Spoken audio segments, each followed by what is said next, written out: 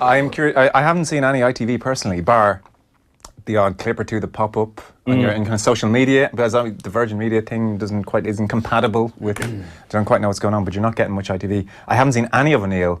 I've seen a few bits of Roy.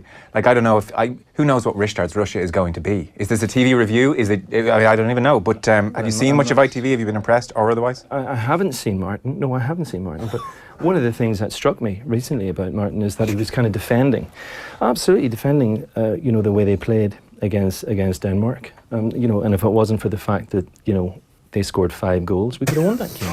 It was literally on the verge of that.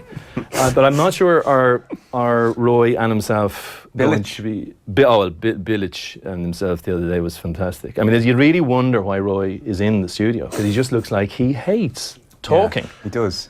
It's like he is it honestly is with Roy sometimes, like he has contempt for himself that he's doing this, but is sort of doing it anyway, and doing quite a lot of it. I don't know about that, Joe.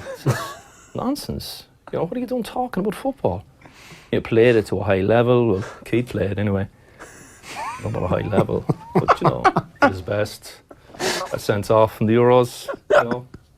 Let his country down. That's fine. Absolutely fine. I suppose at least he turned up.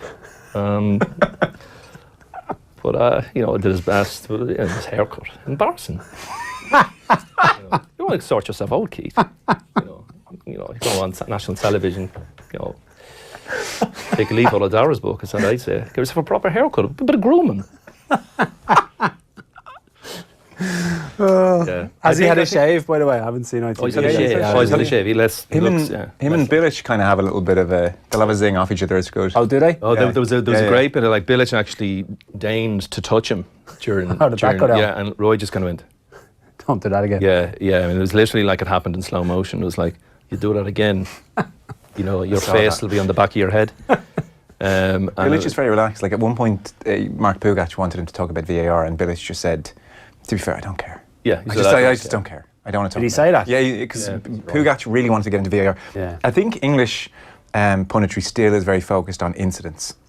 Like, I want them to go, so generally in the game, what's happening? And I want to know what the experts think about that. Like, I sort of know if it's a foul. I don't need you to tell me that. Do you know what I mean? Whereas the English, I think it's been a Sky thing, it's like, let's talk about the moment of controversy.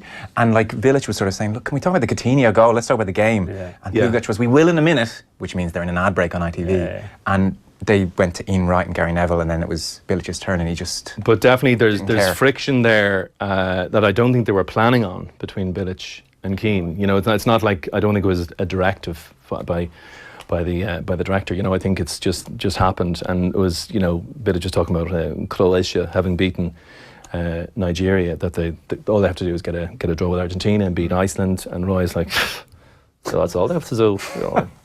It's easy to say, it trips off the tongue, but it's just they'll argue about anything. And I was kind of saying earlier, they'd probably have an argument over who's going to win Love Island.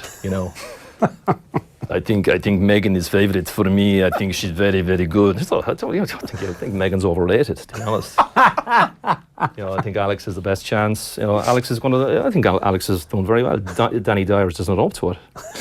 She's not good enough. And that other fella's a plank.